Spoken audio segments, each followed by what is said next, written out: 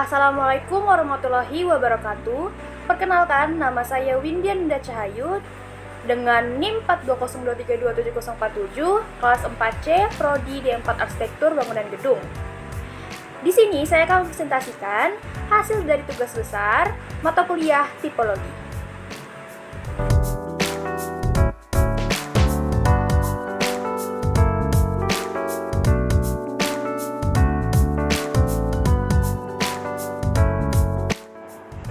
Studi literatur rumah tropis. Definisi: rumah tropis adalah rumah yang didesain khusus untuk beradaptasi dengan iklim tropis yang panas dan lembab. Desain rumah tropis umumnya memanfaatkan elemen alami dan desain yang memprioritaskan sirkulasi udara dan cahaya alami untuk menciptakan kenyamanan bagi penghuninya. Fungsi: rumah tropis memiliki beberapa fungsi utama yang membuatnya menjadi pilihan populer, terutama di daerah dengan iklim tropis. Fungsi-fungsi tersebut mencakup kenyamanan, efisiensi energi, harmoni dengan lingkungan, dan nilai estetika. Fungsi utama rumah tropis adalah sebagai berikut. Pertama, kenyamanan, kedua, efisiensi energi, dan ketiga, harmoni dengan lingkungan. Jenis-jenis rumah tropis. Pertama ada rumah tropis tradisional, kedua rumah tropis modern, ketiga rumah tropis kontemporer, keempat rumah tropis minimalis, dan kelima rumah tropis vernacular. Klasifikasi. Rumah tropis bisa diklasifikasikan berdasarkan berbagai aspek, termasuk gaya desain, jenis bahan, dan orientasi bangunan. Secara umum, klasifikasi utama rumah tropis meliputi rumah tropis klasik, rumah tropis modern, dan rumah tropis tradisional. Untuk pelaku, biasanya ada keluarga inti, keluarga berpasangan muda, lansia, masyarakat perdesaan, komunitas atau penghuni-hunian kolektif, asisten rumah tangga. Dan untuk fasilitas, terdapat sirkulasi udara, pencahayaan alami, material alami, desain atap, ruang peralihan, taman, dan fasilitas tambahan lainnya. Selanjutnya kita memasuki studi kasus 1. Untuk studi kasus 1, saya mengambil rumah Primera. Berlokasikan di Jakarta, Indonesia. Arsiteknya adalah Kat Firma Arsitektur. Luas area sekitar 240 meter persegi, dan statusnya telah selesai dibangun pada tahun 2018. Dan untuk informasi lengkapnya bisa dibaca langsung pada gambar yang tertera. Untuk studi kasus 2, saya mengambil rumah Fajar. Berlokasikan di Bali, Indonesia. Arsiteknya adalah Studio Jane School, dan statusnya juga telah selesai dibangun.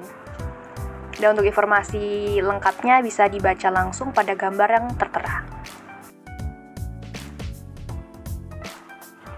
Sedangkan untuk studi kasus 3-nya saya mengambil Azur Residence.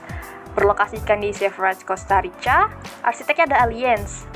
Lalu kemudian statusnya juga telah selesai dibangun pada tahun 2024. Untuk informasi lebih lengkapnya bisa dibaca langsung pada gambar yang tertera. Berikut adalah studi banding dari kasus-kasus yang telah saya kumpulkan. Pada bagian denah, untuk kesimpulannya, semua denah pada studi kasus memiliki banyak bukaan dan sirkulasi yang jelas. Untuk bagian interiornya terdapat banyak bukaan seperti jendela-jendela dan ventilasi yang besar. Untuk eksterior, memiliki fasad yang berfungsi untuk shading.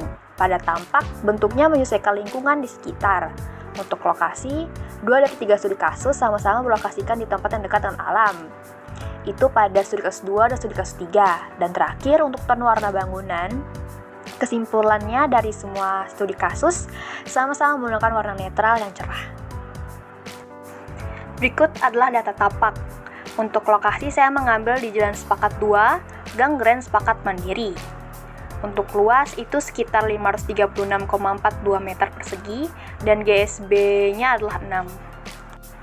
Aksesibilitas untuk masuk dan keluar tapak dapat diakses melalui Jalan Sepakat 2, tepatnya pada Gang Grand Sepakat Mandiri.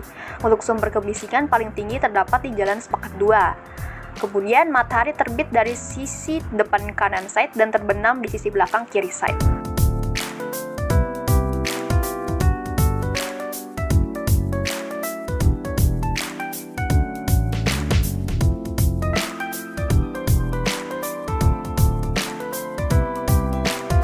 Dan berikut adalah gambar kerja dari desain bangunan rumah tropis yang telah saya buat.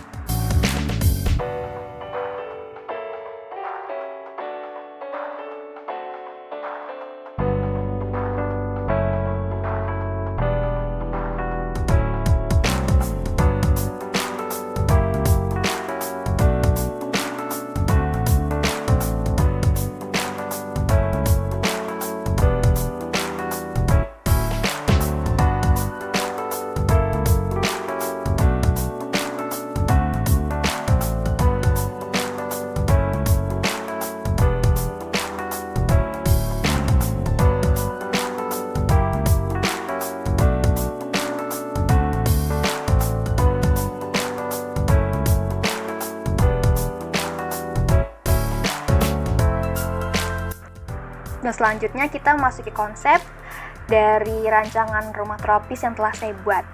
Arsitektur tropis memiliki karakteristik khusus yang disesuaikan dengan kondisi cuaca panas dan lembab.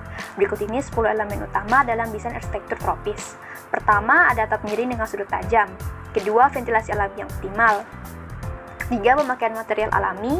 Keempat, penerangan alami yang maksimal. Kelima, penempatan bangunan berdasarkan orientasi matahari. Keenam, overstack atau talang berukuran lebar. Ketujuh, pemilihan warna terang.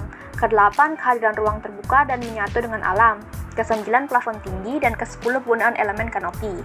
Untuk detail pada konsep yang telah saya buat bisa dibaca langsung pada gambar yang tertera.